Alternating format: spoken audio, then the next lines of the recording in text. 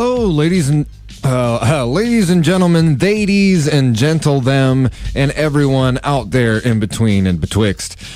This is a weekly show. We come onto your radio dial, and we bring you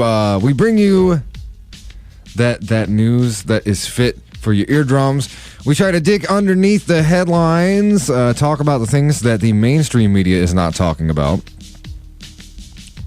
We talk to activists here locally and the international, national level.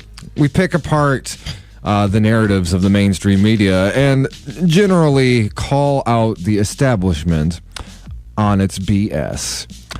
This is the Hoodrat Strategist radio program, only on 89.1 WIDR Kalamazoo. Now, as always, the following thoughts, views, and opinions are not necessarily those of 89.1 FM, WIDR Kalamazoo, or Western Michigan University. So actually, we're going to start out real quick. This is just a short little story. I've got and I'm not going to dig too deep into it, but kind of exposes the absurdity of capitalism and copyright law. Actually, right here at the station, and this is also going to be kind of an announcement. So we upload our episodes on the YouTube after the fact, and we are going to continue to do that. However, this is something that kind of got dug up and brought up quite recently. So, and this is where the silliness of modern copyright law comes in. A lot of our past podcasts, we had some bed music in there that was typically I was shared it from a YouTube page called New Retro Wave. Now, for those of you who don't really haven't been super involved in radio before, Wider and any radio station basically has to have licensing agreements in order to play songs. That does not extend to independent podcasts that go with the show. Unfortunately, and this is really the thing about it that just blows my mind. Violations can result in fines between $500 to $150,000 per song. And, we're not even a music program, so there's a lot of other folks at the station who are kind of in it a little worse off than we are. But, yeah, it is very unfortunate. Luckily, we are primarily a talk show. It won't be too much of an issue. I am letting y'all know, at least for the time being, a lot of our previous episodes, I'm going to be switching to private. To basically, I'm going to be reaching out, particularly New Retro Wave, and make sure that we have permission to use their music. Usually I use their mixtapes, not even any particular artist. So, yeah, we'll be going back and getting permission from those folks so that we can make sure have all of our episodes up and available to the public. It's a very important show. A lot of our past episodes deal with really important and critical local issues, kind of commentary and discussion you don't really get any other local news media outlet.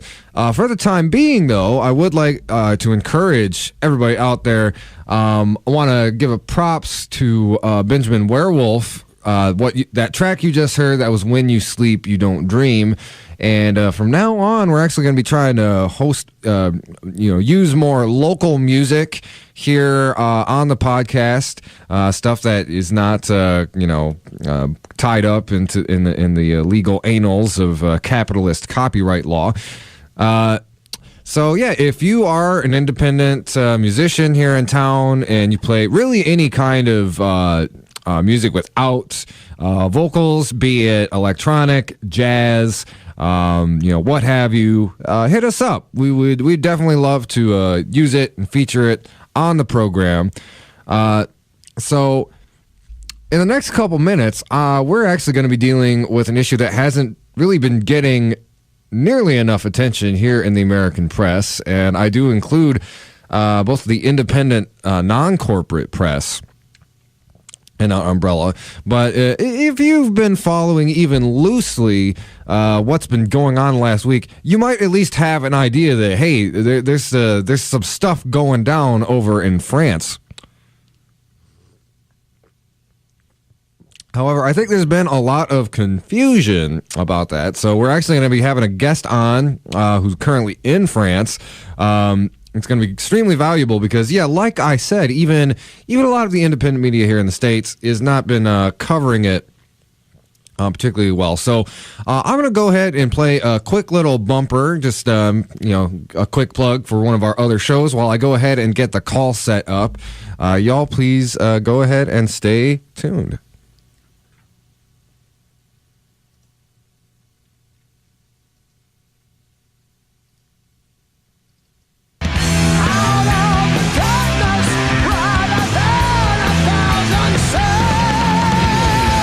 Hey y'all, my name's DJ Red Special and I host the Iron Temple. Each Monday night at 10 o'clock p.m., I'm in here playing a wide variety of metal music, including black metal, doom metal, progressive metal, death metal, and more. We're rocking out to classic tracks from years past, as well as fresh tracks from brand new releases. If you want to hear what all this heavy metal noise is all about, take a journey to the Iron Temple right here on 89.1 FM WIDR Kalamazoo, your only source for metal evolution.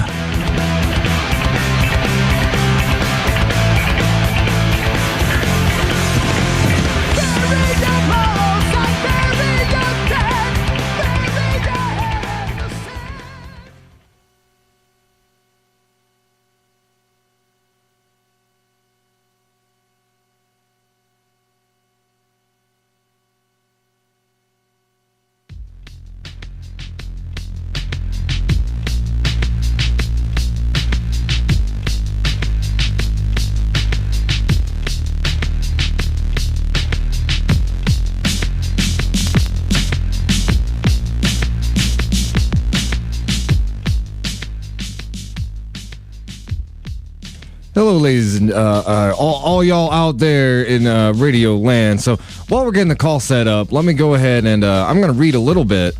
Oh, wait. Okay. We should be getting something in here in just a sec. All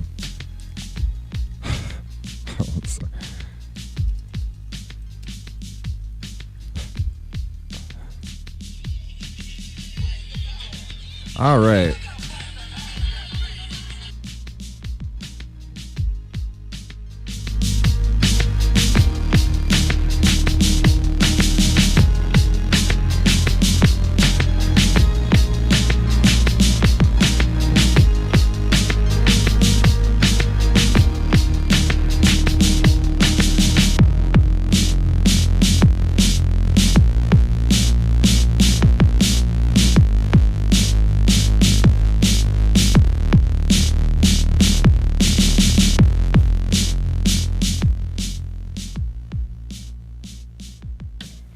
All right, ladies, gentlemen, ladies, and gentledom, we are back. Sorry, a little bit of a hiccup there. Anyway, we are now joined, excuse me, by Zoe Johannsen, who is actually coming to us currently from France. Thanks for doing this kind of late night call. I think it's about like 11 or so over there. Isn't that right? All right, so excuse me. So I'm really glad to have you on the line. So I was talking a little bit before I got on the phone with you about how the coverage of the protests in France have been pretty sparse. Just to give the listeners a little bit more context. So you used to live around here. You went to K College, and I believe you're over there. You're kind of teaching English. Is that correct? Yes, I am. I'm working for the French government teaching English in secondary schools in the north of France. So I'm very close to Belgium. Mm-hmm. Okay. Let's go ahead and just kind of get some bare bones context. So, like I said, a lot of the American media has been pretty sparse on this. There's a sense that it goes back to this newly created fuel tax, which I believe the protesters just got a victory on. But for those who maybe don't keep up necessarily French politics, could you tell the listeners at home, what is it about this tax that has gotten people kind of out into the streets? And, what are kind of the politics surrounding that you think led to these protests? Mm-hmm. Well, so I'd have to say, first off, ever since Macron, the current president of France, was elected, there's been quite a bit of pushback against him for a lot of he has a very pro-European, pro-business kind of neoliberal standpoint, for which he created kind of his own party to do so, which is how he ran for president. But then adding to that, with what's currently going on, he's been pushing for a lot of climate change reform and a lot of green living. And by doing that, he's put a tax on fuel prices. I can't remember the exact numbers, but it's about 5 cents euro on every liter, which pushes basically the cost of gas over $6 a gallon, which is really expensive. And so what it's been hurting is the people who don't live in the cities and don't live near the cities, where there is a lot of really good public transportation. But once you get a little bit outside of it, you have buses, and everyone has to take a car everywhere to get even to the nearest grocery store. So a lot of the people that you see protesting with the Gilets jaunes are people who come from the outside of cities, the rural areas of France, who have been pretty much since the 1980s or so being hurt by rising tax costs. These are kind of the last people who are still part of the working class that's definitely been disappearing in France. And what they're really protesting is how high the cost of living in France has become, even with a lot of the government help and reforms and stuff, and how it's mostly falling on the working class and the middle class to pay for those reforms, while the wealthy get away with it. Yeah, and, I think that's a very important piece to it, too, because, some of the little coverage that I have seen is that, these protests are somehow anti-environment, but, you mentioned, too, Macron's neoliberal policies. I think this has been a problem in many Western countries for a very long time now, but talk a little bit more about how, maybe the sentiment there in France and how, we're talking about doing these fuel taxes to somehow create, a green economy. But can you talk a little bit about how, it seems while he's trying to pass the buck for that onto, middle, lower class people, he's also kind of, helping out his corporate friends and giving them, tax breaks. Mm-hmm. That's pretty much how Macron is viewed. There's kind of a joke in Europe where the French were happy for about 2 minutes after the election, where they're like, yes, c'est pas la Marianne. She's the head of the Le Front National, which is now re-ideologized itself into something else that's still a very far-right movement. And then ever since then, they've been mad. He's known for being an investment banker, for working with finances and that kind of stuff. But right now, a large part of it is that originally he was protested against by I wouldn't even say the far left in France, because what we would call the far left in France is just socialism. France is already way more left-leaning than everything we have in the United States. Our Democrats are their center. Mm-hmm. So is the one thing that I think people really have to understand here is that even the far right they still are going to try to take the socialist programs and that kind of stuff. But a lot of what he's been doing, a lot of what he's been building has been going against what has been said before and what's been going on before about, there's a French ideology of being French first and European next. And he's very pro-European, which a lot of people see as him being pro-business, pro-rich people. He's a rich person. He's lived in France, he's lived in Paris and Amiens and big cities his entire life. They just don't see, and he's kind of always been seen as playing into the game of the businesses and the wealthy. And I can't think of a specific thing right off the top of my head because everyone's just been talking about the Gilets jaunes most recently.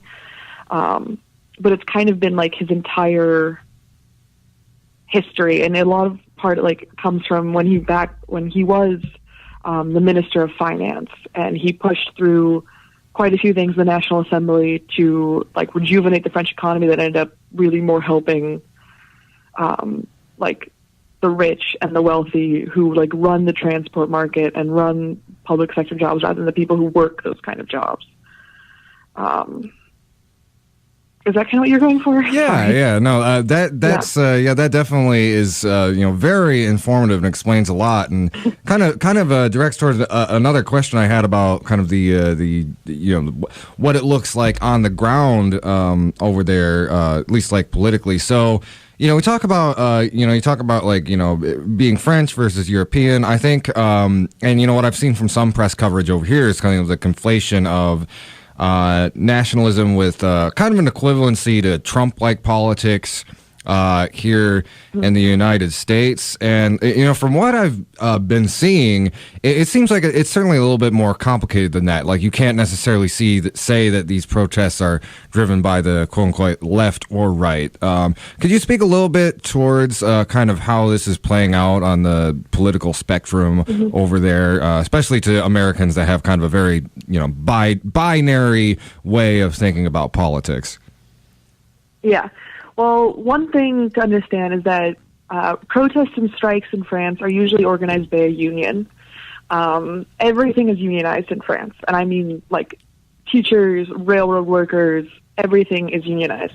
And when a union usually goes on strike, they give warning, so everyone in France knows there's a strike coming.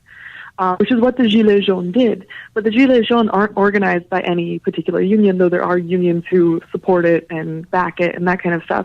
It's completely run by the masses. It's run through Facebook. It was on Twitter. It was, all done from on the ground, kind of grassroots organizing that a lot of people have been mentioning makes them feel better because a lot of the times they can feel left behind by all the unions. That the unions, when the trains or the car or the buses go on strike, that feels that it hurts the poor people. So it's definitely been completely on the ground. And that's kind of where it gets very different, is because when you have strikes in France, it's usually because you're a member of a certain party. So there are teachers who go on strike more often than other teachers because they're part of the Communist Party, and the Communist Party is going on a strike, or the Socialist Party is going on a strike. But this has been a completely left, right, centrist. Everybody has just been going out on the streets and supporting. And I mean, it's still like, even with what's going on in Paris, which really isn't even able to be blamed on either side, even though the government probably wants to blame it on the Front National, it's been basically kind of a mix between people on both sides of every political spectrum in France who have been going into Paris and protesting. The people who are continuing protesting aren't really represented by one congruent political party. There's no political unity. There's just unity in the ideology that this is going to hurt the working class and the poor people, and that Macron isn't doing what's best for France. So, it kind of bouncing off of that too. We have you kind of say we have this. I know that I don't think you've personally been to Paris since all this started going down. And correct me if I'm wrong. But I have not been to Paris since it's gone on. It's been going on since about November 17th, which was the original first day of like the big protests, and that did affect kind of everyone across the country. And then on the other side, kind of every weekend since then, there's been a fair amount of protesting. It's definitely been going down since the original planned protests. But what you really see going on are only what's going on in Paris. But what's really going on is like around the country. They block fuel depots. They're blocking roundabouts. Roundabouts are basically everywhere in France, like even on the highways. They're blocking major highways and that kind of stuff. And it hasn't been a major issue pretty much everywhere except Paris, where I feel like people don't really know this, but Paris has been under a constant state of emergency ever since the attacks in 2015, which is why the SWAT team was so immediately ready to go and to do that. and why. I mean, I'm not excusing what they're doing, but why they were out there is because this basically Paris in itself has been ready for something like this to happen since 2015. They've been kind of preparing for this, which is another big political issue that's currently coming up. Now that the Gilets jaunes have technically kind of won a victory, is why was Paris so ready to take care of this? Like, why is a state of emergency so easy to announce and that kind of stuff, and so easy for them to take down any kind of protest? Yeah, you know, that's very interesting because that is actually something we've talked about on the show before, kind of criticizing, French government and a lot of other European governments kind of using terrorism as a basis to, consolidate more kind of like authoritarian police response. But something that really comes to mind. So here in America, especially like the last 2 years, where you've been seeing a huge upsurge in popular resistance. So why don't you talk a little bit about like kind of there seems to be a very profound difference culturally in the way like Americans and the French approach popular resistance. And here in America, you disrupt an oligarch while they're eating dinner, and that is somehow like that's just beyond the pale, too far. How do the French see, particularly like some of the more like uproarious and riotous actions in Paris, and how does this kind of go to their more robust kind of culture when it comes to resistance? Mm-hmm. I would say a majority of the French still very much support what's going on. They're a little more hesitant to talk about exactly what's going on in Paris because there have been some racist, populist slogans that have become a part of what's going on in Paris that have been graffitied on places. But out of most of them, a lot of people are still very supportive of it, mostly because to the French, protesting and striking like this isn't nearly as uncommon. I mean, people are kind of calling this the next May, the 68th, May 68th kind of movement. And so people are kind of mostly for it. I mean, France has very much a culture of, you see something wrong, you do something. They're quick to mobilize, they're quick to act, and they very much support this kind of mass self-unionizing protest kind of opinion. And France itself has a very, the people in themselves have an ingrained kind of dislike of a powerful single figure. It's very unpopular. There was recently an issue where Macron gave a speech at Versailles, which is the old seat of the kings that were then deposed during the French Revolution, and that was hugely unpopular because people thought it made Macron look like he was trying to present himself as a king. So for them, it's their opinion and ideas about government are for a government that's very similar to ours, is completely, the way the French people look at it and the way the French people think about their government is just completely different. I mean, their election is entirely different too, and that's a whole other thing to talk about. But just the way they think about government and ruling is completely different. Oh yeah, I mean, these are the people. The guillotine memes have come into style amongst a lot of the millennial left here in America. Let's not forget where that comes from. Yeah. So kind of speaking towards that too. So they definitely have a different kind of relationship with power over there, and I think as we just saw, it was kind of breaking, I believe it was either yesterday or the day before, we saw that the government was at least making some concessions.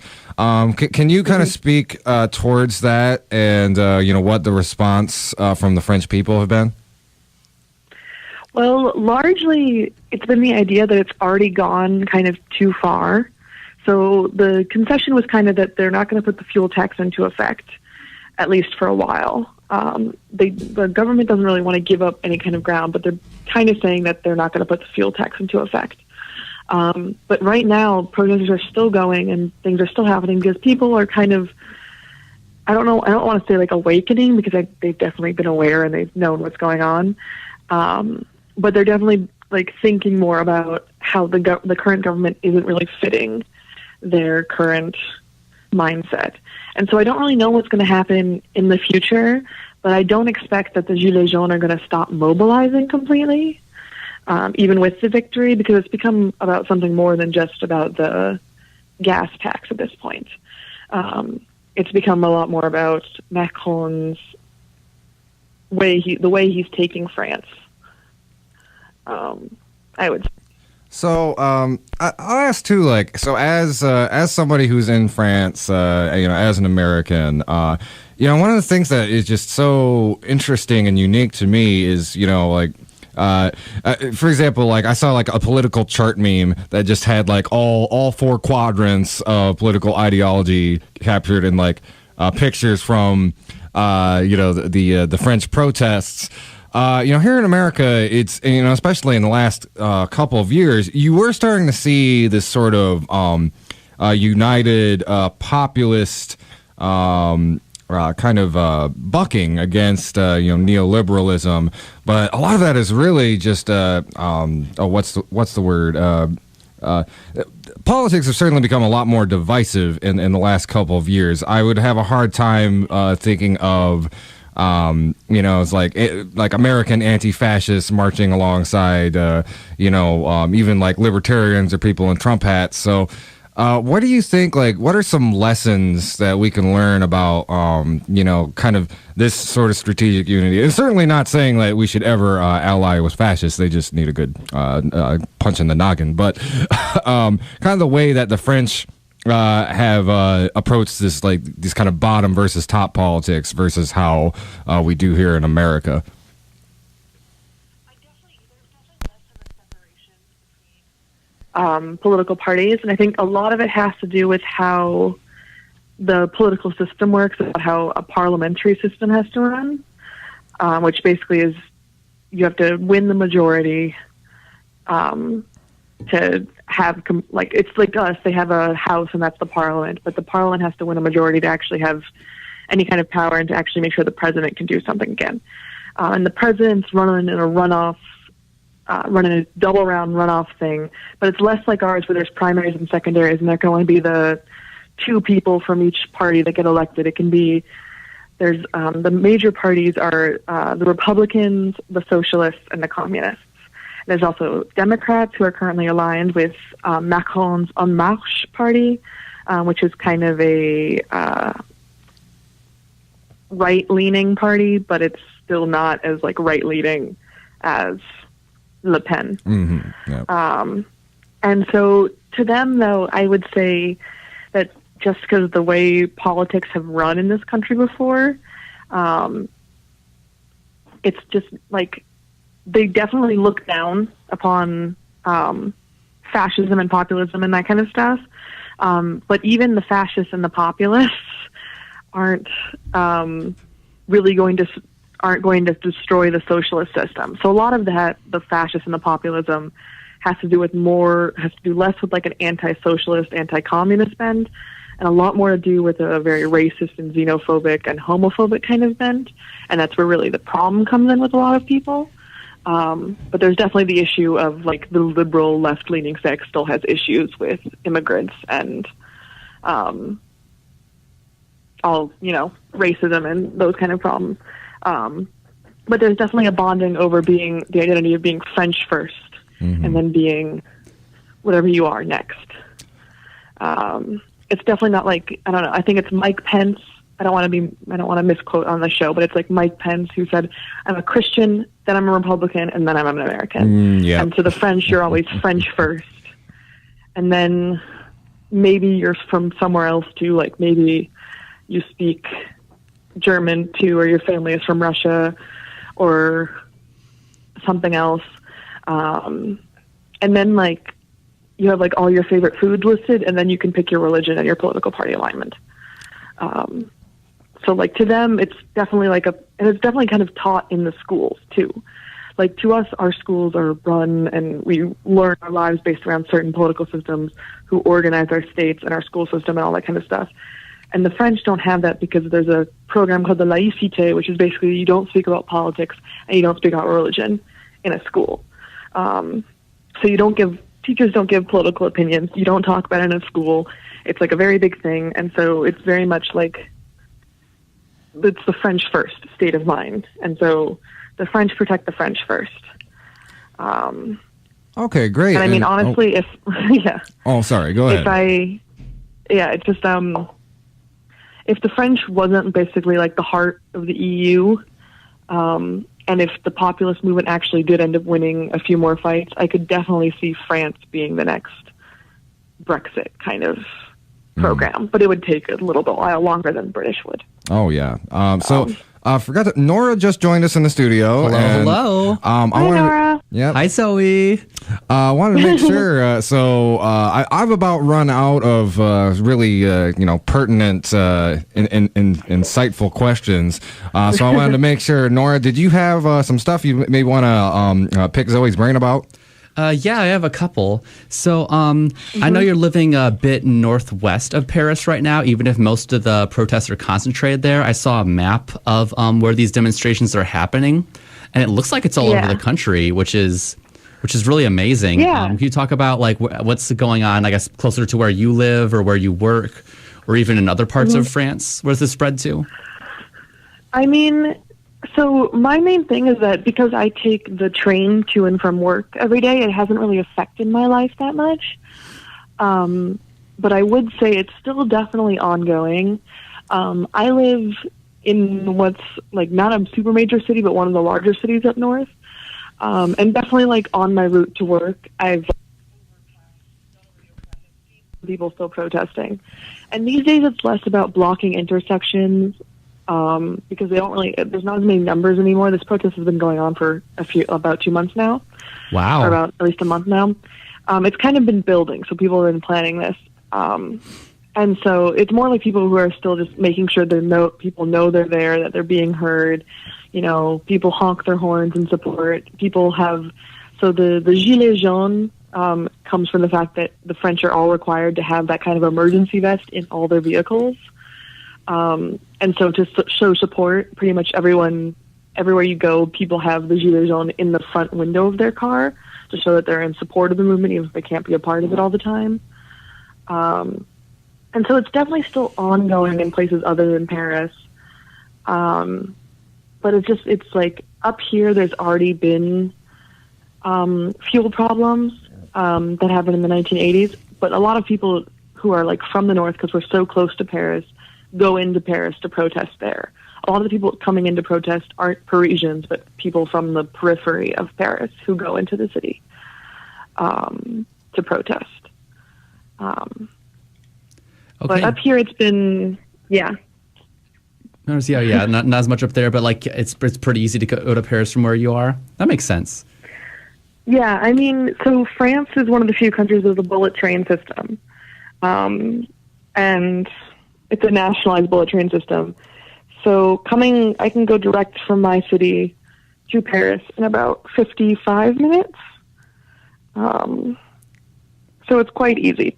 And I mean, France is really it's not a huge country.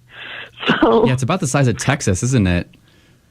Yeah, it's about 2/3 the size of Texas. Wow.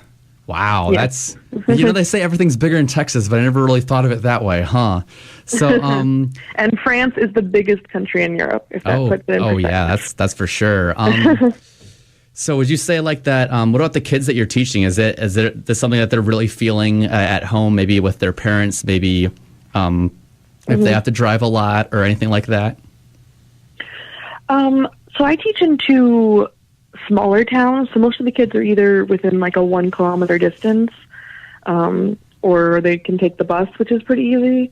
If the bus runs late, they're usually excused if something happens.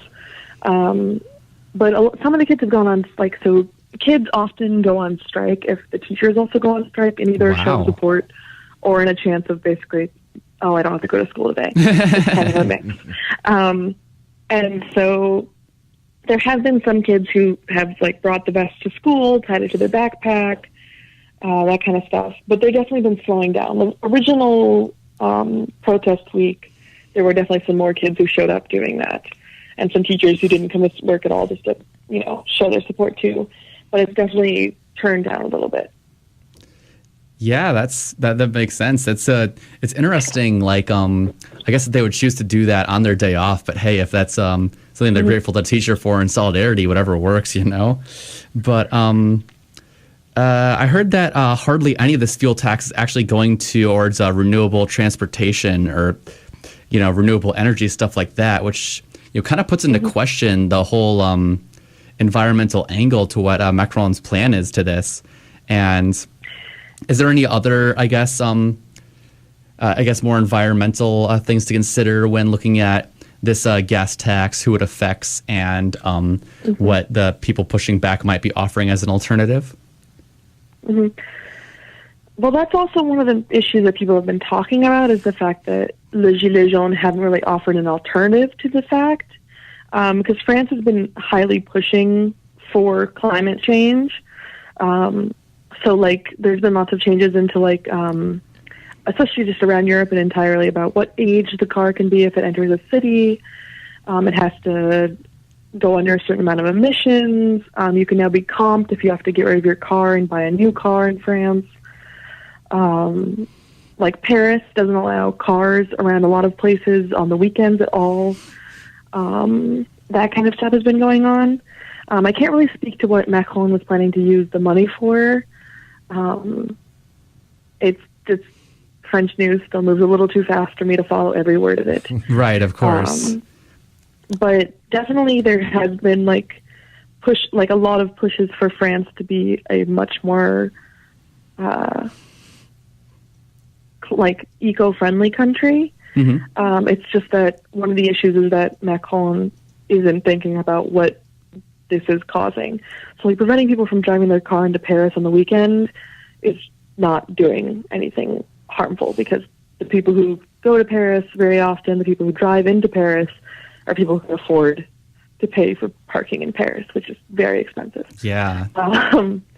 But what's causing the rest of the issue is that there's been a lot of gas hikes around Europe in fuels of cost anyways, and also the fact that for a really long time the French government used to subsidize diesel gas, and they're no longer subsidizing it. So the cost of diesel gas has skyrocketed in the past few years. Or just diesel, it's not diesel, whatever the word. So, along with the fact that this is kind of an all-time high of gas prices, he's proposing adding on a tax. Is that kind of where you're going with it? I can't really speak much more to what he was planning to do with the tax. What I was going for. I think because of all this stuff that's been happening, do you expect other parts of Europe to really rise up against these sort of neoliberal policies and action on the environment? I know we've been seeing that there's for example, at least in the UK, there's been a real struggle for May to push through a Brexit deal because, nobody likes it. And so I was just wondering if you have any other, similar examples of where people are pushing back in Europe related to fighting neoliberalism out in the streets. I mean, there's been versions of the Gilets jaunes protest happening in Italy, Germany, and Belgium and the Netherlands while I've been here. So there's that kind of similar sentiment of, you're punishing poor people for this kind of issue, and you should be taking on, the corporate giants. I would definitely say a lot more people here are a lot more aware of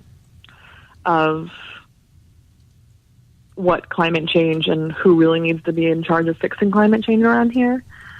But I would say there's definitely been kind of pushes against that. Just kind of smaller pushes, but there's definitely been talks, even in the government, of what's going to, especially thinking about Brexit, of what's going to happen when Brexit leaves. And a lot of people want to use that kind of as a chance to kind of bring down the kind of pro-capitalist way France has been heading. But also a lot of what people have been thinking about has been basically split between thinking about the Gilets jaunes, and especially here in the north of France, Brexit is a very large problem. Because if Brexit happens, the two largest two of the largest port cities in France are in the north, and if that happens, then we don't really know what's going to happen to those cities and those jobs and the industries that take up this area. I can't think of anything more direct beyond the fact that these protests have kind of been going on everywhere in Europe. Yeah, and they really know how to push back. There's ways that we could learn from them, even just beyond, I guess, their actions of working across sort of partisan and cultural solidarity. Like, for example, being able to sustain that for over a month, that's incredible. Like, we need that. But I think one other thing I wanted to talk about is I hear that there's a lot of parts of Paris that have really been like destroyed as a result of some of these actions that have led to riots, such as like the forgive me if I'm pronouncing this wrong, but the Champs-Élysées and one of their art Champs-Élysées. Okay, that and like one of their art museums got burned down. I heard about that. Like, what else is the damage report from Paris as a result of these happening? So there's kind of been quite a bit. The cleanup is going to be the responsibility of the government, because Paris is in itself kind of is all protected by the government. So all these kind of stuff are kind of version of like the national parks. Yeah. One of my friends compared it to the bean. I don't know if that's accurate, but I'm sorry, keep going. It's kind of like there's a mixed view, because the French don't really look at this stuff the way we look at this stuff. We're like, oh my God, it's a beautiful, 18th century Baroque artwork kind of stuff. And like they have a very different opinion. They're just like, oh, it's been standing there forever, whatever kind of, I mean, not whatever, but it's different. And so the French don't really see what's going on to it the same way we do. The major issue people really are finding with the Gilets jaunes protests are kind of in the tearing up of the roads, because the French are pretty terrible at fixing infrastructure. And so they were worried about that. And then, but really it's been a lot of the cars getting burned. There's been quite a lot of graffiti. Quite a few restaurants and banks were damaged, which was definitely a bit hard. And a lot of people have been talking recently, because quite a few banks were damaged, and a few others were attacked with anti-Semitic slurs. Oof. So they're worrying about kind of a rise of another kind of like an anti-Semitism that's kind of focused on the old saying that that Jewish people control banks and business and that kind of stuff. But overall, France has kind of been, I wouldn't say prepared to take this kind of violence, but people had suspected it was coming. So beyond, there's like some graffiti on the Arc de Triomphe. They smashed a pretty old statue and a monument inside l'Arc de Triomphe. And they definitely did some personal damage to people's private property with the cars and the burning. Most of those were not police cars. They were just cars parked on the street of Paris. Which is definitely, I mean, these people do have cars in Paris, so they're probably not like poor, but that's definitely where I kind of felt the worst for the people who, woke up the next day and found that their car had been used as part of the protest.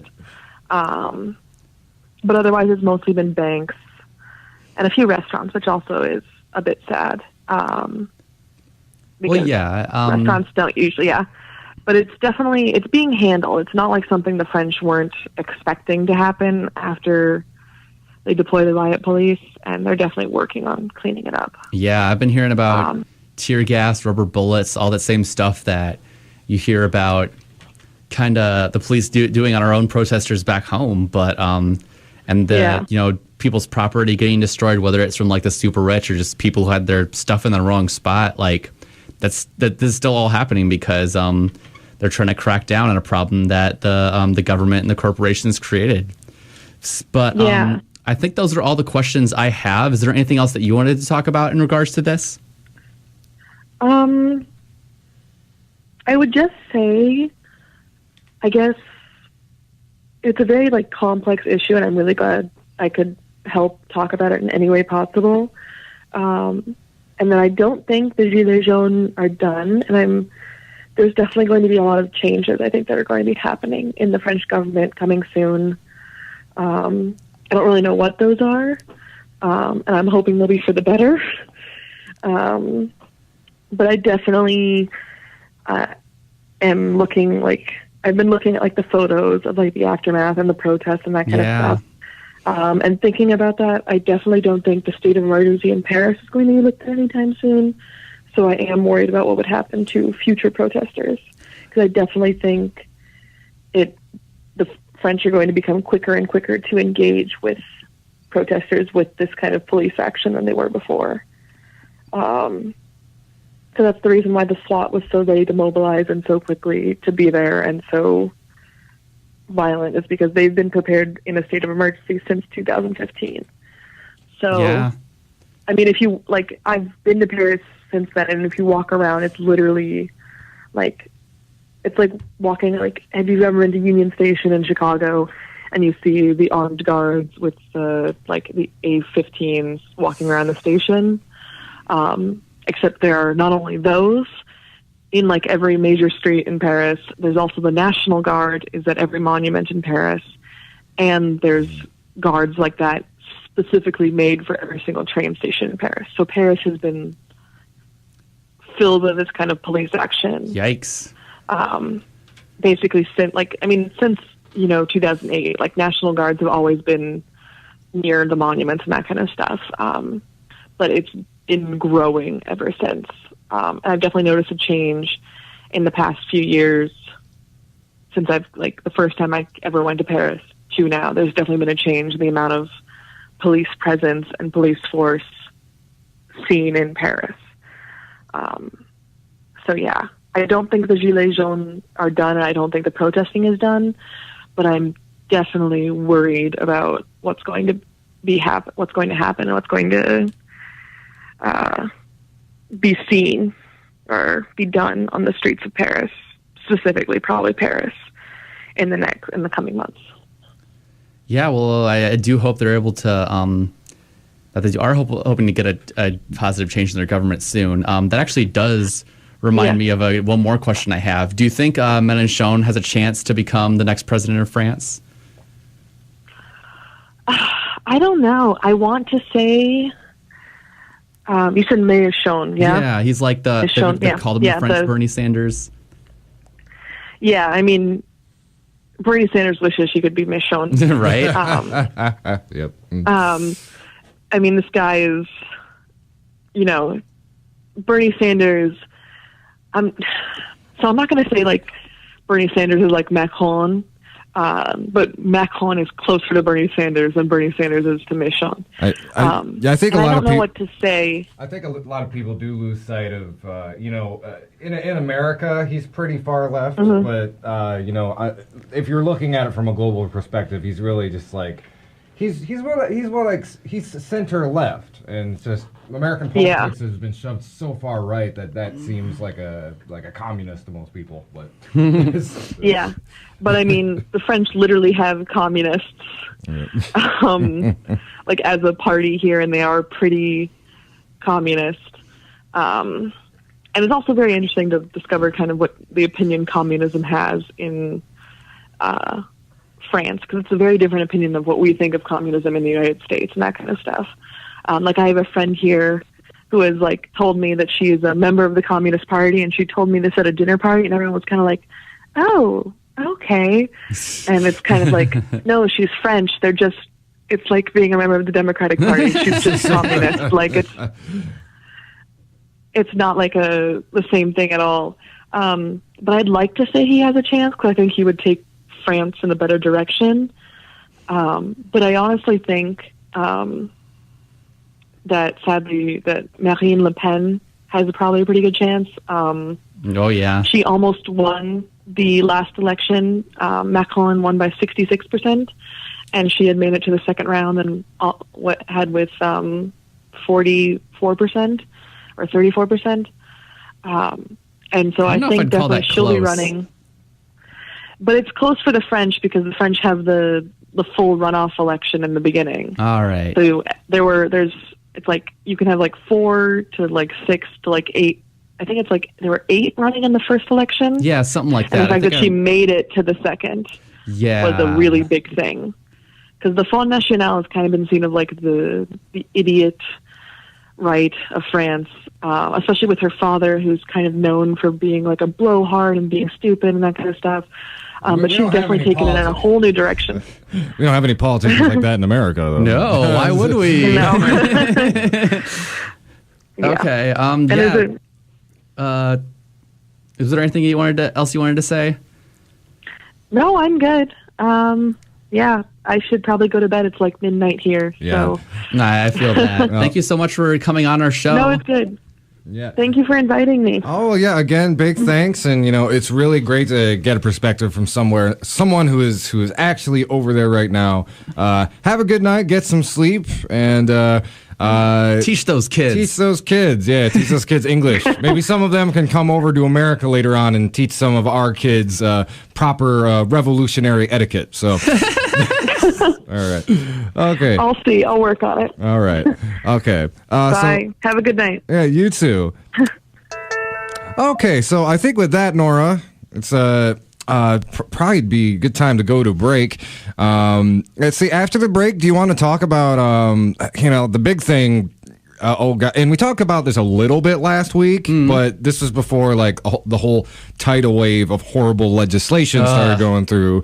The lamest of the lame duck, super lame stuff, and particularly there's a couple of bills that haven't really been getting as much attention that are similarly awful. So let's go ahead and go to a break, and when we come back, we're gonna go from Paris, France, back here to the state of Michigan here in Lansing. So. Y'all listening to the Hoodrat Strategist radio program only on 89.1 WIDR Kalamazoo, your only source for political revolution.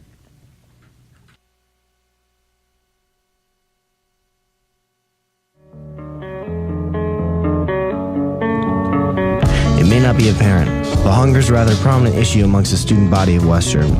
The Invisible Need Project is a multifaceted initiative that's aimed to help struggling students. Every 2 weeks, generous people donate their food to the pantry located in the Fawn Student Service buildings or other drop-off locations. All you need to do is grab a reusable bag and grab whatever food you need to help sustain yourself. If anyone's unsure when their next meal will be, or if you have a little extra food you'd be willing to donate, the food pantry is your place. If you're looking to help donate, become a volunteer, or just learn more, call 269-387-4742 or email dosa-inp@wmich.edu for details.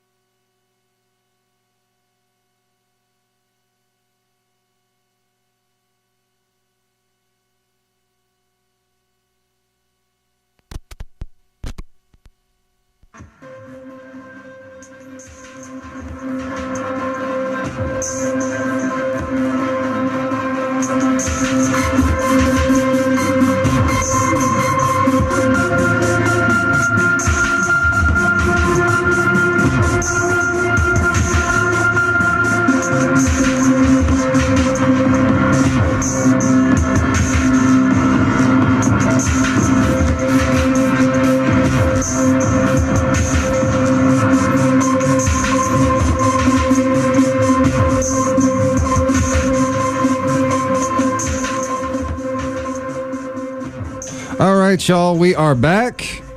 This is the Hoodrat Strategist radio program. Just for those of you wondering, this bed music, this is Armut and Fizgig Henson. It is a live recording from February 10th, 2013, when they played at the Black Lodge. So, Yeah, as I was saying before the break, man, lame duck, and this is probably the lamest duck that's ever ducked. No kidding. Over here. So, we were talking about this a little bit last week. At the time, the only thing that was really on the docket was that they were basically gutting the minimum wage increase and paid sick leave. We had a discussion about how, like, you know, this is really par for the course, particularly with these Democrats coming into power, like Gretchen and Dana Nessel and Jocelyn Benson. However, in the intervening week, it went from bad to worse. Not only that, but there have been some bills put forward to basically try to defang Dana Nessel and her power and independence in the judiciary and her judicial role as an attorney general. Basically, it would set it up so she would have less independence, and the legislature would be able to set up their own private legal team to potentially challenge the attorney general.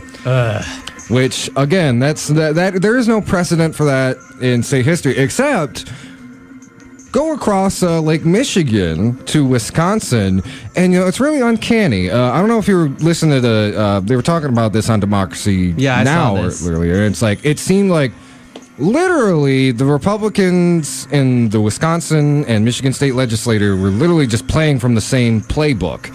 And I do want people to know, while, you know, state politics and Michigan politics always have their own distinct flavor, the strategies and tactics that the Republicans push, in one particular state or at the federal level, they will apply those same tactics and lessons in other states. Like what we're seeing right now in Michigan isn't too dissimilar to what they did in North Carolina. I believe it was about 5 or 6 years ago. That was actually sooner, because this was right after 2016 where they did this. That's they right. got a new Democratic governor, and one of the big reasons that he won was because North Carolina passed that horrible anti-trans bill that he vowed to repeal, and they took away a lot of the new governor's power before he went into office, and now it's you can't accurately describe North Carolina as a democracy anymore.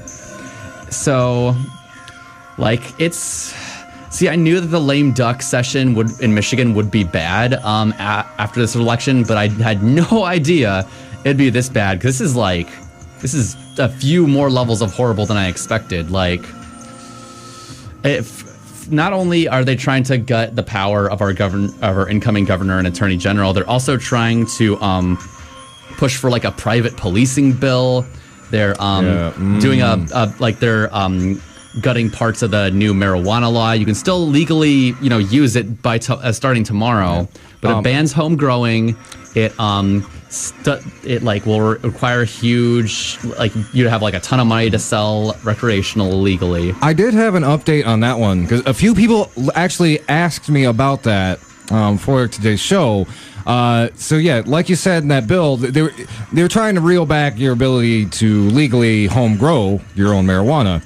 Now, if you are a Republican, that makes a lot of sense, because you're like, well, they're trying to look out for their buddies in big ag and try to consolidate where you can get this stuff from, so that it's going to be them making all the money. Which is why they're bringing back the fees for the actually setting up these shops. But the good news on that, though, is because we were able to get that, it is a ballot proposal. He needs a 3/4 vote total. I'm using wrong terminology here, I'm sorry, but he basically needs 3/4 of the legislature to actually move ahead to go to a procedural vote about whether or not he can put these changes in. Luckily for all of us out there who are going to be legally smoking weed as of tomorrow, that is very unlikely to pass. He just doesn't have the numbers he needs to get that passed through, and it makes me wonder too if he's just doing that to be a good boy for all of the donors that it's just at least give it your best to consolidate our power. Now, granted, anything could happen, but I do want to let y'all out there know it looks like that bill won't be going anywhere. But again, this lame duck before. is pretty tricky. So Yeah. But keep going, Nora. Yeah, so not only would they be trying to do that to Prop 1, they'd also try to take away the taxes from the marijuana that would go to the schools and the roads, which is perhaps the most egregious part of it. They're also looking to challenge Prop 2 and 3, of course, which they would also need like the 3/4 of, not likely. Yeah. Something that's also like, kind of good news, bad news. Yeah. They gave up on one of their bills that would have given state funds to help the tunnel for Line 5, but they replaced it with a new one. Oh boy, yeah. So yeah, you'll have to start making calls against that one too. And what else were they trying to do that was... There's probably a bunch of other like really nasty stuff that's slipping between the cracks, and but like just to like point out too, the thing about defanging both Gretchen and Dana Nessel's executive power. Oh, and the Secretary of State. One of the things that this is like really like targeted at, because all of them. Well, maybe not Jocelyn Benson. I don't think this was in her wheelhouse necessarily, but both Gretchen and Dana went out and said, yeah, we're going to shut down Line 5. This is one of our priorities. Their legislation passes, which is looking like it very well could. The first thing that's going to happen when they challenge Line 5 is they're going to have to get into a legal battle with their own state legislature. So that's going to be a long and drawn out and arduous process. Unfortunately, excuse me. And again, it'll really kneecap Dana Nessel because I think like for a lot of us who, if you're on the left, even if you're like more of a socialist or communist or anarchist and you don't follow a lot of electoral politics, it was at least a little bit exciting to have an attorney general who was clear cut about like, yes, I am going to go after predatory corporations. This is something that's going to be one of my priorities. Well, now, we have her in there, but now the Republicans are trying to set it up in such a way that every time that she does that, she is going to be hamstrung by the legislature. And we won't even be able to, like, say this goes through and... Yeah, maybe we do have a chance to change the legislature that won't try to stop her at every turn. But even then, like that's another like 2 to 4 years we'd have to wait for any of these things that we'd want from her to like go through. This is what the legislature is actively trying to like overturn everything good that we got from our last election, and it makes me want to move out of the state again. If I'm being honest. I mean, the problem though is like it's not just Michigan. It's any, if you want to look at this from like a glass half full weird kind of way, it's the political landscape in America is changing significantly, and all of these measures by Republicans to keep their power consolidated, to try to defang these Democrats, whether they're progressive or even like a little bit more of a corporate centrist like Gretchen.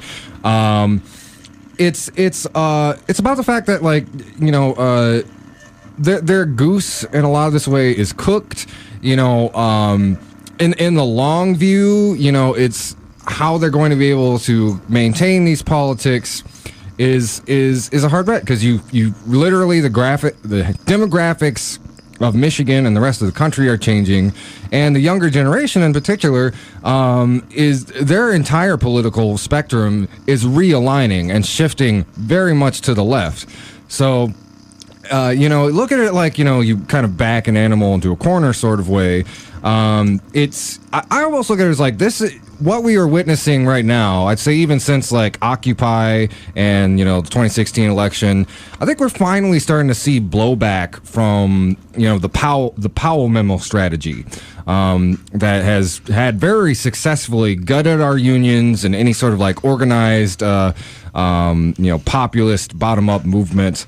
And it's easy to despair, and you should certainly have a clear sense of reality when you're watching these things. And but at the same time, it does speak to the fact that like the Republicans' version of politics. And while we're not never going to get rid of right-wing politics in this country, let's not kid ourselves there, but. At least to be maybe replaced with something like, Gary Johnson style libertarianism. I don't know, but just this is kind of them trying to. I think I've heard the term snatch and grab. They're trying to, break the window, grab everything they can before the new administration takes power. This makes me wonder if Trump loses re-election, that the federal legislature might try to do something similar. But then again, like the corporate state has been pretty consistently increasing more power around the presidents and the executive in general, and also having Congress intentionally cede its own responsibility to the executive branch and the Supreme Court, which is a whole other discussion. But I forgot where I was going with this. But the point is, even with this changing demographics, and with the way that our young people are and the country is waking up and having its mind opened and really being able to challenge the way we've done things, with how intentionally dysfunctional and repressive our political system is, it makes me wonder how much that would even matter, because compare Michigan and Wisconsin, for example. In Michigan, we did at least pass these initiatives for voting rights and for gerrymandering that will be very, very difficult to be overturned at this time. Now, how do you really, in a state like Wisconsin, where the voter suppression is about as bad, the gerrymandering's worse, I'm not sure if I'd say more or less likely to gut the incoming Democrats' power than they would be in Michigan, because there's more media attention on Wisconsin for some reason about this, and there's but also the party there is, the GOP there is just as depraved. I think Michigan Republicans there's this whole thing about civility, and this is one of the big problems I have with civility is most Michigan Republicans are just as awful as some of the ones you see in places like Wisconsin or Georgia. It's just they're a lot more polite, and they know not to be overtly racist, but look at the policy level, and they're doing a lot of the same stuff. Midwestern Republicans are so horribly draconian despite their facade of politeness. I mean, look at what's happening in Ohio with one awful attack on women's choice in healthcare after another. Mm-hmm. Look at what's happening in Wisconsin. Look at what's happening in North Dakota. These nice good old boys are turning the Midwest into the deep South with their policies. Oh, yeah. So I don't really know what else to say about this, except for the fact that we need to do what France is doing, and we need to block off the Capitol for a month. I did want to give y'all another reason to be mad, because this is another thing they did that didn't get a whole lot of attention. But keep in mind, while they're also, a lot of these are designed to defang the incoming administration, a lot of them are just things that they know will be a lot more difficult to get through the legislature once you have Gretchen Whitmer behind the governor's desk, or Dana Nessel behind the attorney general's desk.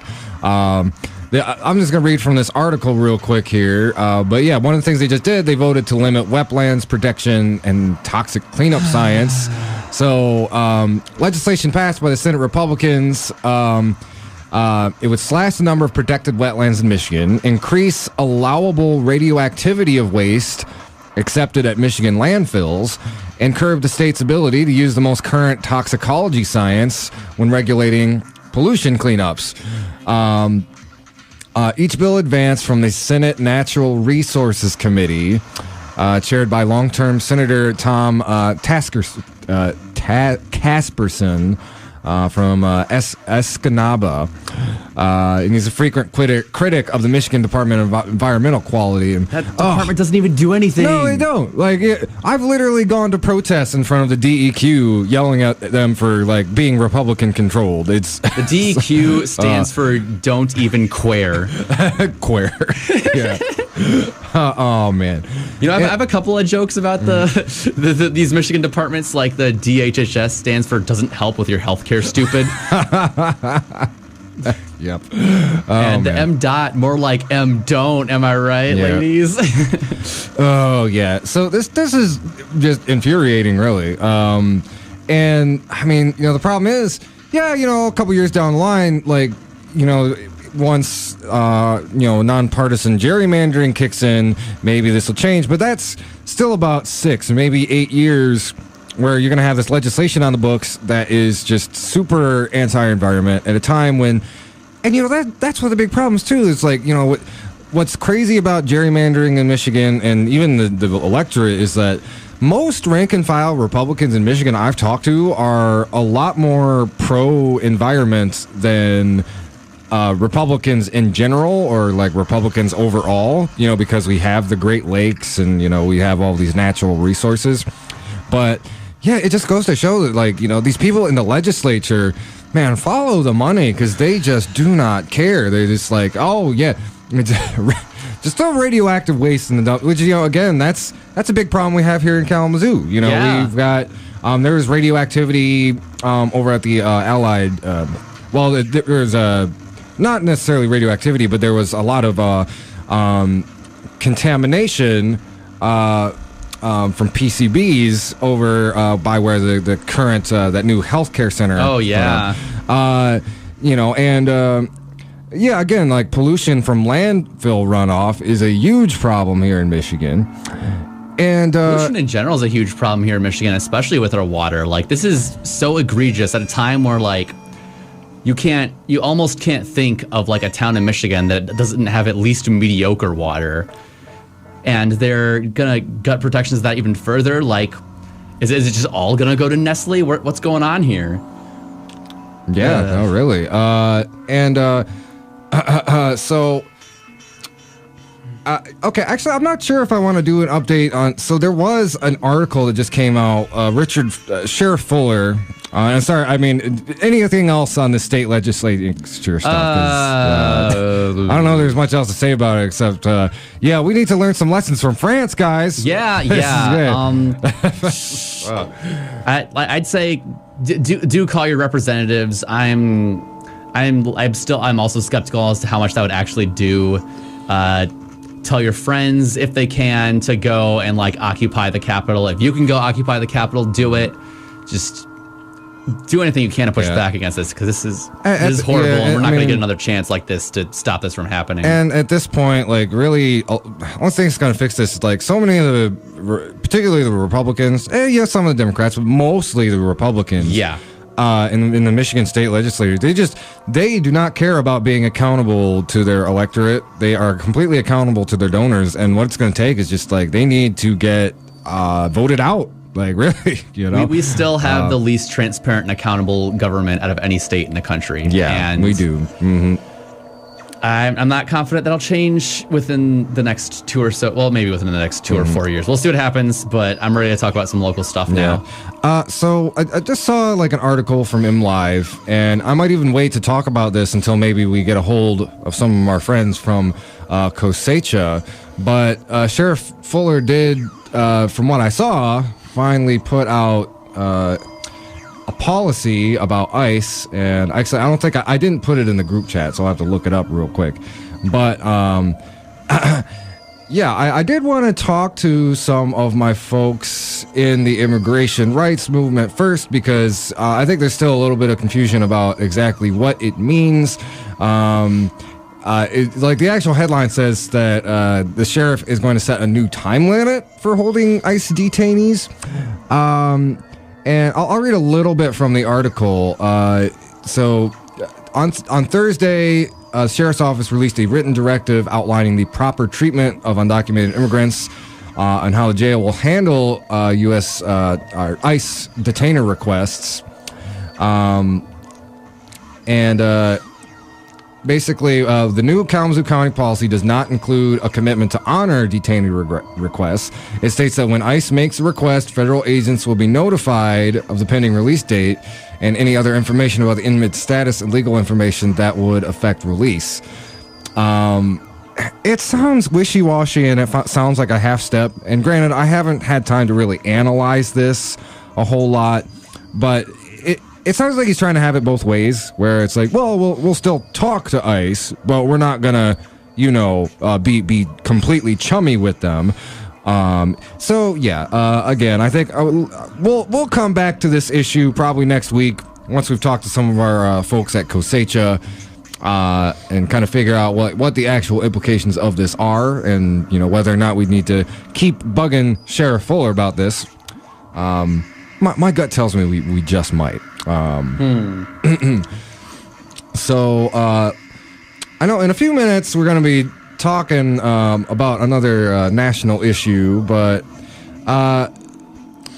well, there's some history bits, and I don't know, Nora, if there was some quick hits you wanted to. I wanted to talk a little bit about Fred Hampton before we talk about the dearly departed war criminal that we spent our last half hour talking about. But want to make sure you do a quick hit on Fred Hampton. I gotta look some other things up real quick. Okay, so we did want to mention today is a National Day of Remembrance for George H.W. Bush, and we wanted to spend some time, because we're going to go into George Bush's legacy later in the show, but I want to take some time talking about an actual, I guess you'd say American hero, being Fred Hampton. He's one of the Black Panthers, and yesterday was the anniversary of his assassination, and it was an assassination basically carried out more or less by the FBI and the Chicago Police Department. The Root has a really good article about it. Fred Hampton's death is just one example of the government's covert disruption of black lives. I'm going to go ahead and read a little bit from it. In the early morning hours of December 4th, 1969, Chicago police, acting at the behest of the Cook County State's Attorney's Office and the Federal Bureau of Investigation, burst into the headquarters of the Chicago Black Panther Party and rained a hail of gunfire. When they were done, chapter founder and chairman Fred Hampton, 21, and member Mark Clark, 22, were dead. 4 others were seriously injured.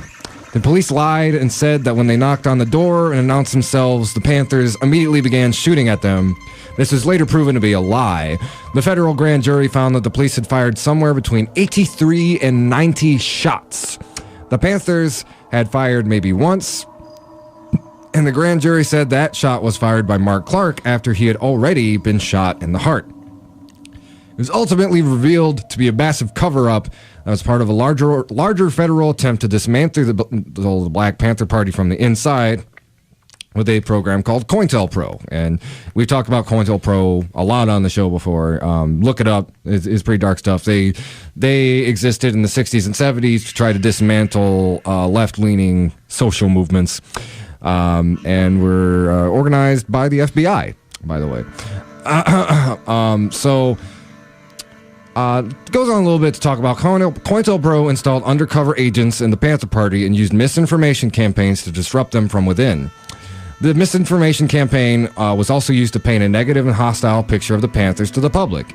They were portrayed as being violent and aggressive, when in actuality they taught self-determination and self-protection to black people.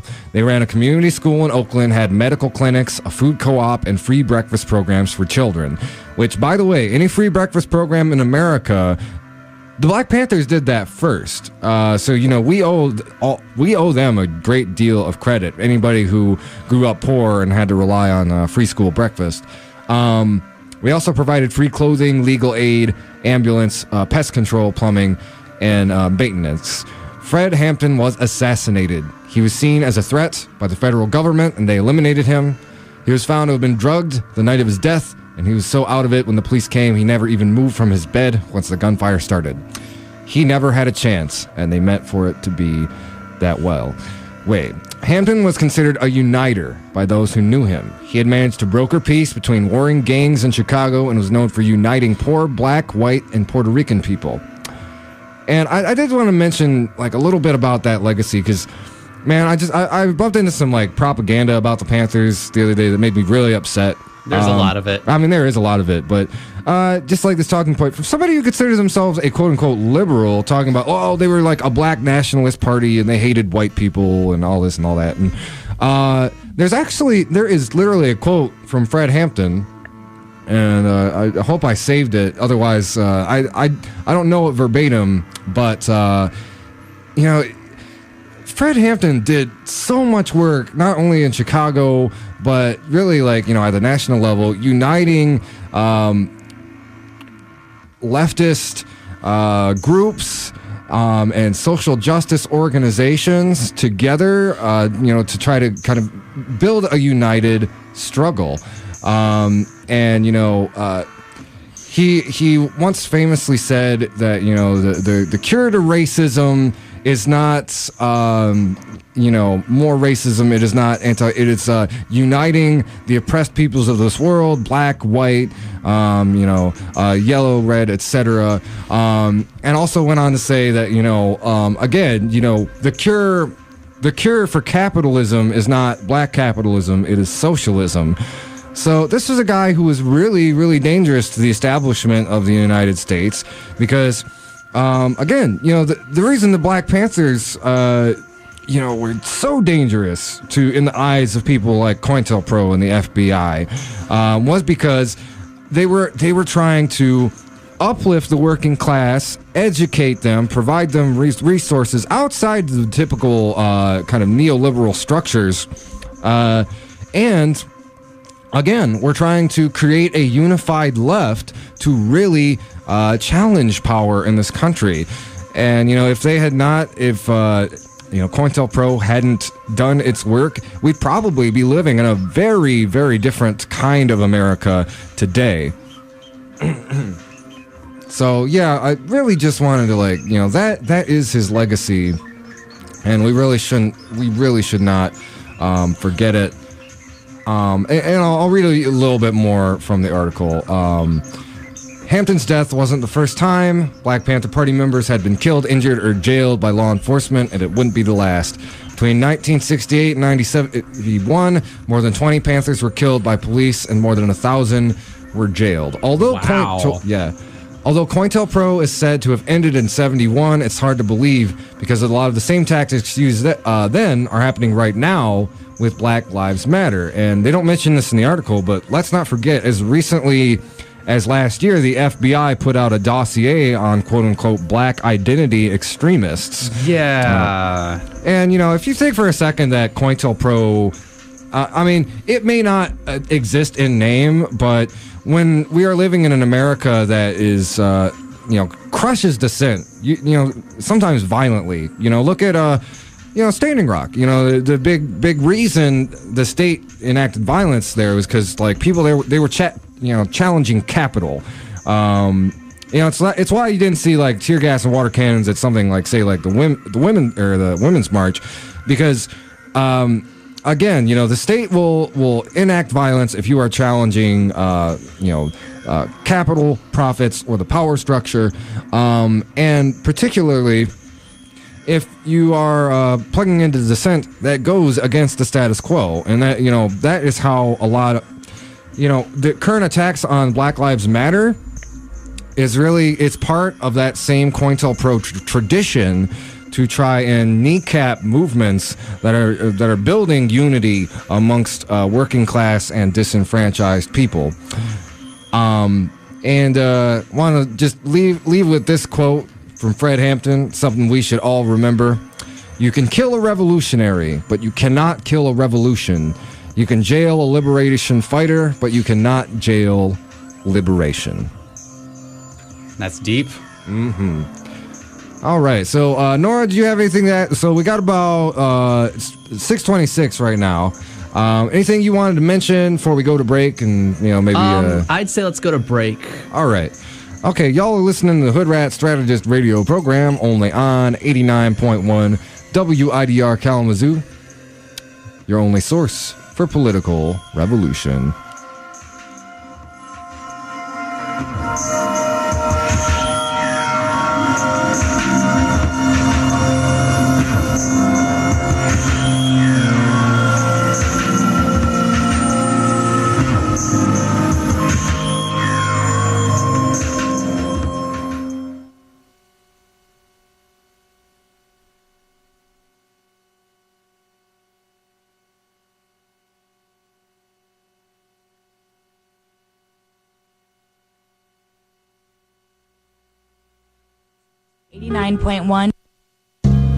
You are listening to 89.1 WIDR FM, your only source for Radio Evolution.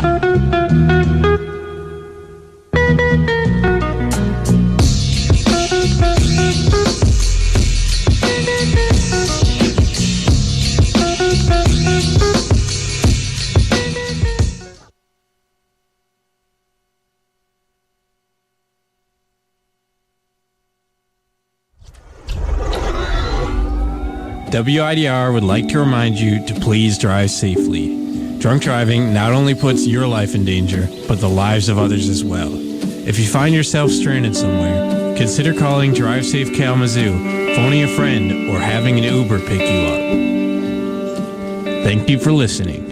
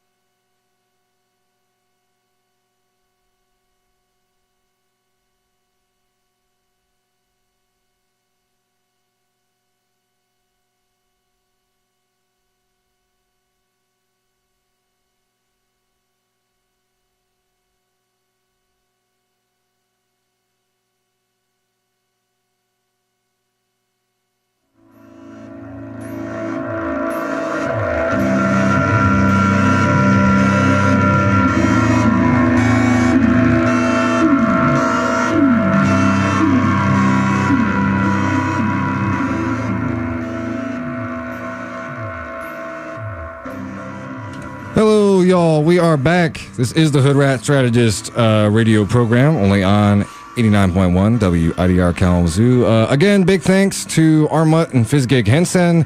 Again, if you didn't hear at the beginning of the show, we're going to be playing more local music for our bed music from now on because of capitalism, specifically some silly copyright laws. But again, big thanks to them. This is Armut and Fizgig Henson, their live set from the Black Lodge, recorded February 10th, 2013. So, I was going to try to get a friend from Philly on. Maybe I'm gonna ding him, but I think between you and me, Nora, we certainly know enough about this subject to really cover it in some depth. But this is a recurring segment on the show. It's our unique kind of eulogy when presidents pass. This is actually the National Day of Remembrance from George H.W. Bush. He gets a national day now? I guess so. The post office is closed today. I guess so. Well, I saw that joke bouncing around social media. It's like, actually shutting down part of the government, it's a totally appropriate way to honor a dead Republican. Hey. So I think obviously, y'all know us. If you're a long-time listener, y'all know us well enough that we're probably not going to be coming on to sing his praises. That is certainly for sure. But I did want to say that whole talking point of too soon. Because even a lot of liberals, even some leftists are oh come on, he just died. You shouldn't be bringing up all this stuff about his horrible war criminal legacy right now. You gotta separate the private from the public. Look, let Bush's family, let them mourn. They go to the funeral, and actually, if you look at some pictures from the funeral, there's oh look, hey everybody, want a photo of the U.S. ruling class? Everybody get in the picture. Okay, I don't know if telling jokes about a funeral qualifies that, but look, so let the Bush family mourn. I probably wouldn't, if I ran into Jeb Bush, I guess I wouldn't say this stuff to his face, although I'd ask him when the socialist revolution's coming.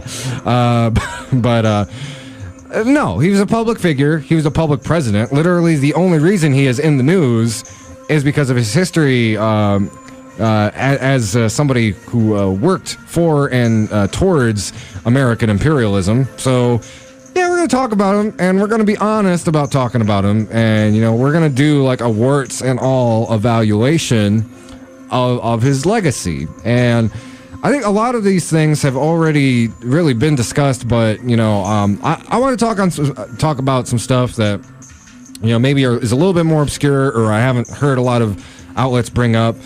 Did want to open with you, Nora. For me, George H.W. Bush, he's the earliest president I can remember. I'm 31. You're a little bit younger than me, but I think it's important to understand, like, especially for like younger millennials and late Gen Z, to really understand the context of George H.W. Bush. I would argue the world we live in today really started with George H.W. Bush. And I don't know if you know what I mean by that, but like... I have an idea of what you mean by that. Yeah. So like, I did really look into this guy's record after he died, and he really did have a significant role in expanding the U.S. empire and cementing Pal-Membo neoliberalism. He himself was the first CIA director to become president, which is, perhaps like an irreversible merging of the national security state and the official government, which should have been disturbing to people on its face, as well as like the way he pardoned all these people convicted in the Iran-Contra scandal. It's kind of set the stage for Trump's obstruction of justice today. Oh, yeah. That's a really important point to bring up. It's something Mehdi Hassan had a really good article in The Intercept it's like a point by point. But yeah, anybody who is really following the Mueller investigation and what, has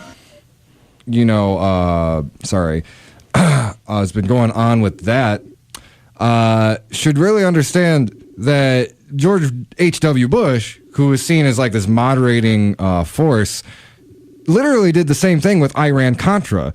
You could even argue it was a little bit worse because he straight out pardoned a lot of these very same people that were involved in that scandal.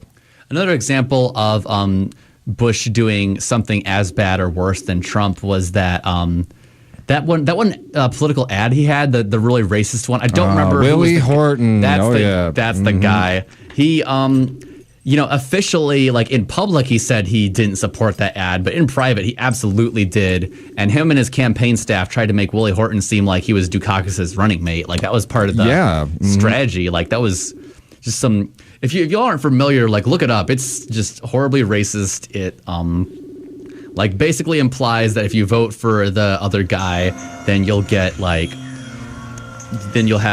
black people come out of jail and murder and kill people. Oh yeah, and I think essentially what they're trying to sell to us. And especially to the extent like our show is devoted a lot to criticizing the media. This is the same media that just a couple weeks ago were they're comparing and contrasting the Willie Horton ad to what the racist ads Trump was putting out about the caravan, but now George H.W. Bush is like a call to a different, simpler time, and I wonder if to tie that together again, I wonder if H.W. Bush as vice president and president intervening in Central America multiple times has something to do with the caravan now. Yeah. Also, something I really wanted to talk about in relation to how not good and civil of a guy this is that I think the biggest and most egregious irony about people whitewashing his record after his death was the fact that he died on World AIDS Day, when he deliberately ignored and disparaged the HIV/AIDS crisis in the 80s, both as vice president and president. And I saw people say it was ignored, but I recently saw a post that was that kind of revealed something that I suspected for a long time, was that a lot of conservatives didn't necessarily ignore the HIV/AIDS crisis much as they were okay with it happening because it got rid of the right people in their eyes. Now, a lot of young LGBTQ people, myself included, are pretty separated from this traumatic event to our community, and I guess a lot of us still don't fully grasp it, and I'll admit that applies to me sometimes as well too. But even some gay journalists were even trying to talk about him like he wasn't an enemy to our community, without mentioning what he did during this epidemic, not allowing HIV positive people into the country, pushing abstinence only education, cutting funds for research and treatments. It's just I'm sorry for his family and all, but no, just die, stay dead, don't come back. Let me know how hot it is down there. Yeah, no, seriously. And that's a very important thing to bring up because, I think that's the thing, that kind of historical revisionism. And, you even have conservative people who are probably alive then and were saying and thinking those things who try to present themselves as, it's like, we didn't really pay as much attention to it as we should have. It's like, no, you were either an outwardly, anti-LGBTQ bigots or you were complicit in their bigotry. And, George H.W. Bush is a good case study in that because a lot of it is I don't know what his actual opinion gay people was, but he probably wasn't good, and certainly at least not enough. He didn't. The red meat that he fed to his conservative constituents was ignore the gay plague. It'll work itself out, and by work itself out means what you just said. And you can dig up some other really atrocious things when our military screwed up and shot down a civilian airliner over Iran. George H.W. Bush's response to that was, I don't care what the facts are, I will not apologize for America. It kind of people like George H.W. Bush and that old school ruling class, they might not be as impolite as Trump, but they, particularly right after the Cold War, and I'm going to talk a little bit more about the Cold War in a minute. These people just, it's like Scarface. The world is yours. That is the way people like George H.W. Bush saw the world, especially after the fall of the Soviet Union.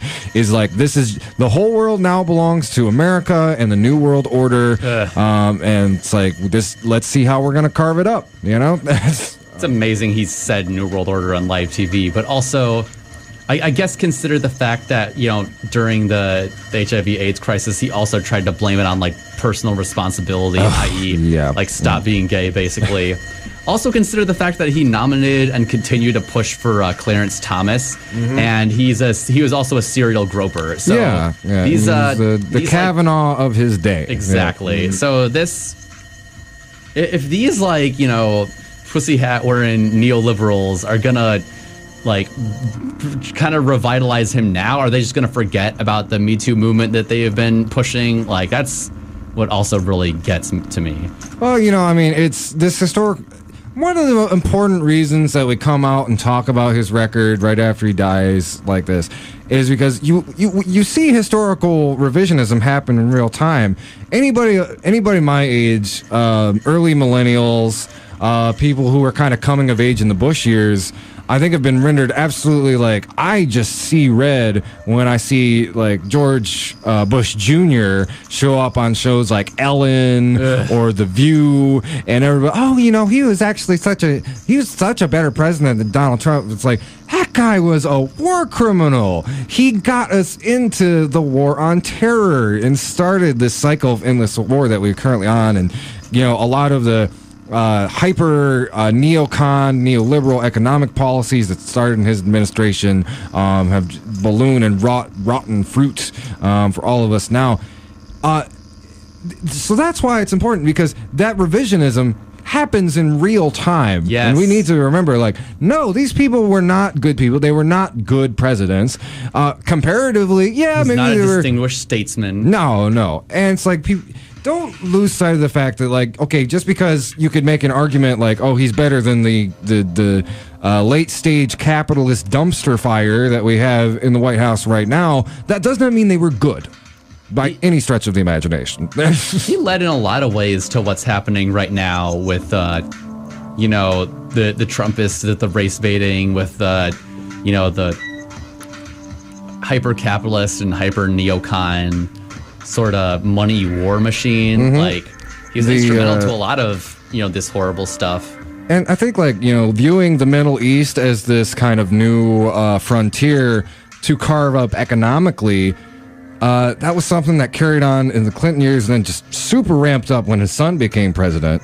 So yeah, like this guy is guilty of a lot of the sins that we are still paying for today. I did want to talk a little bit too about so the fall of the Soviet Union. And this kind of bothered me because this is something I was hearing even on some more leftist podcasts. Like a good example, Mehdi Hassan did a really good podcast with Glenn Greenwald about this subject. But one of the things he said is like, well, one of the things you can say that was good about his presidency is like his leadership getting out of the Cold War. And that made my ears perk up because I was like, what? Like, good for whom exactly? If you look it up, if you do your research, for the people of Germany, maybe. Oh, yeah, exactly. The fall of the Berlin Wall and all that, and then, we're not going to get into discussion necessarily about like the authoritarianism of the USSR, but we can't pretend that what followed the fall of the Soviet Union was just all rainbows and McDonald's on every corner. It was. They called it neoliberal shock therapy. There's some really good books on the subject, but it was not a good thing. Under the Bush administration, they basically treated the fall of the USSR as a neoliberal fire sale.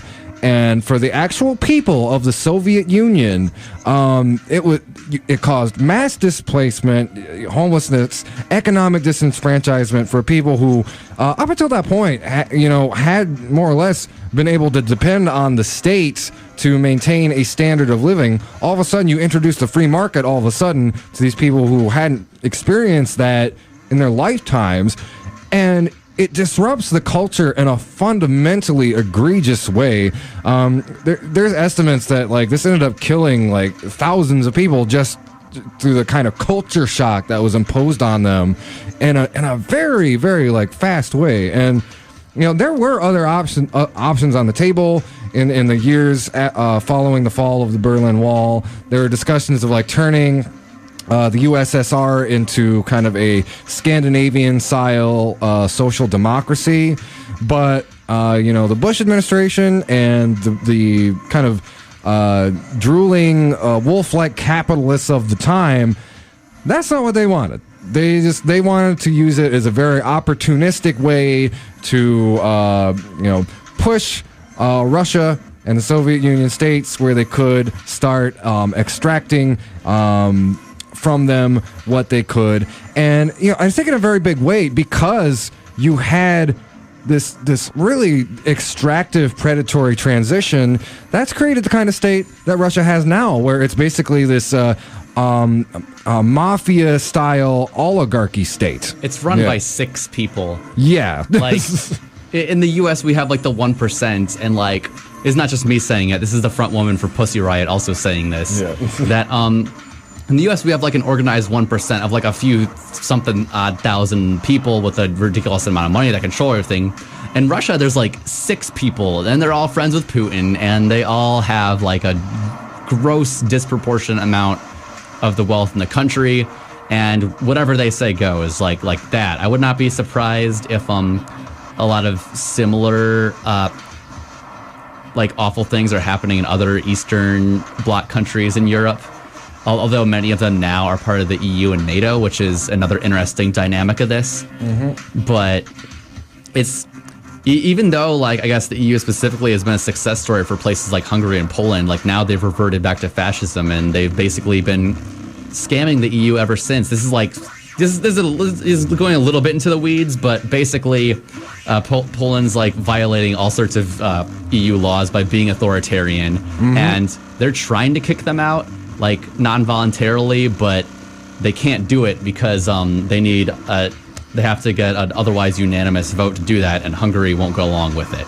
So it's the reeling effects after these sort of like covert capitalist coups post the Soviet Union fall, and their effects are still being felt today in a lot of really real ways all over the northern/western world. Oh yeah, exactly. And I also wanted to mention, like, and this isn't directly related to George H.W. Bush, but the kind of dynastic family thing.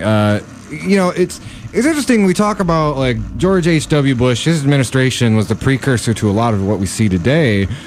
But I think it was also, a reaction to, the Bushes. They're old money. They are part and parcel of the American ruling class. And, without getting too much into like some of the more, and not necessarily conspiracy stuff, but like, he was a member of groups like Skull and Bones, which are kind of, they are, take away all of like the conspiratorial hokum. These groups are meant to like kind of consolidate and pick members of, the American ruling class that they want to put in positions of power. This is a family that, were involved in some of the darkest and most morbid chapters of American history. It was George Bush's, I believe, grandfather was actually involved in the business plot. I don't know, Nora, do you know much about that? No, do tell. Okay, so the business plot, in a nutshell, this was in right before the start of World War II, I believe. But it was this plot between American Nazi sympathizers, people on Wall Street capitalists, and certain sympathetic folks in the American military to literally overthrow and facilitate a coup against FDR. I have heard about this. Yeah. But it was, the Bush family was involved with that. And it's very interesting. There's a great book on it. It's called The Plot to Seize the White House. Smedley Butler actually was the one who ended up exposing that because, capitalists, when the only reason this got exposed and didn't happen was because they asked the wrong guy to get involved. They asked Smedley Butler to help out with it. And for those who don't know, he was a decorated general at the time who ended up becoming a staunchly anti-war, staunchly anti-imperialist. Also, here's another kind of dark thing about the Bush family. Where did some of their money come from? This is actually from an article I looked up. A lot of it came from the Holocaust. While the president's, and this is from an article off of the World Socialist website, the president's father had dealings with the Bin Ladens. His grandfather, this would be Prescott Bush, who is George H.W.'s father. So Prescott Bush made a considerable share of his family fortune through his dealings with Nazi Germany. Some have suggested that the Bush's assets have their ultimate source in part in the exploitation of slave labor Auschwitz itself. From the 20s into the 1940s, after the Second World War began, Prescott Bush was a partner and executive in the Brown Brothers Harriman Holding Company on Wall Street and a director of one of its key financial components, the Union Banking Corporation.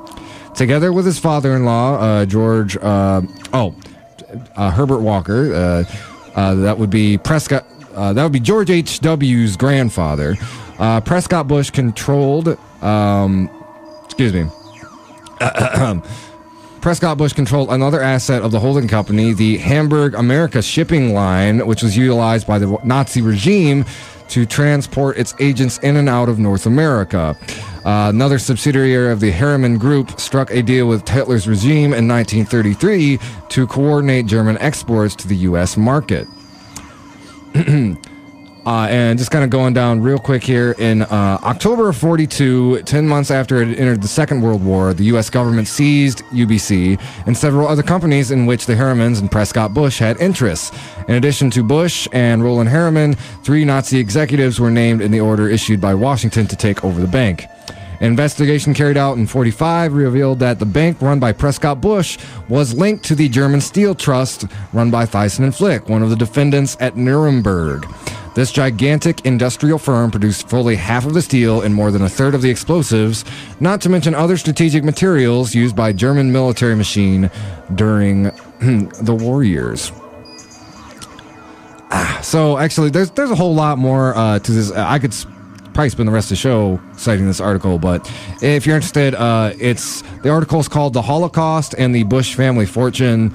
You can find that at the World Socialist website. It is worth mentioning that the father of the Koch brothers, yes, those Koch brothers, did also have a lot of business deals with Nazi Germany and Stalin's Soviet Union. Oh, yeah. You dig into the weeds, a lot of these, like, so-called, like, patriotic American oligarchs worked with some of, like, the worst people. A lot of times, like, our outright enemies. Excuse me. So, kind of cap this off. This is just some of the stuff that is really problematic about George H.W. Bush.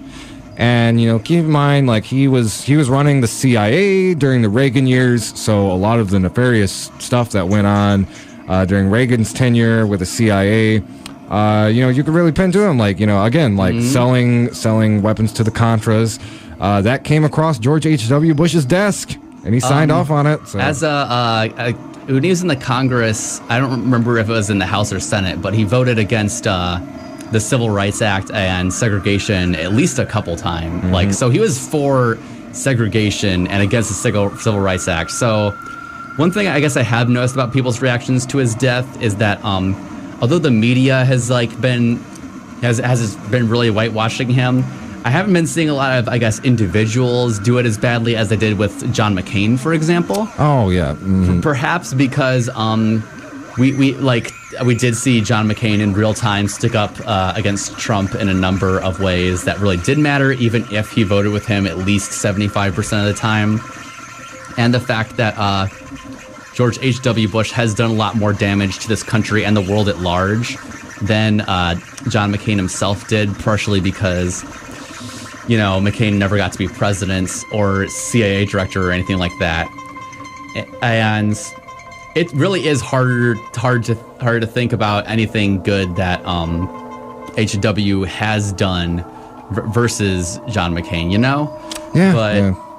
I hear that. It's good that people are at least learning not to rehabilitate war criminals. Yeah, and you mostly see. That gives me a lot of hope for most younger people I know engage in this kind of critical thinking.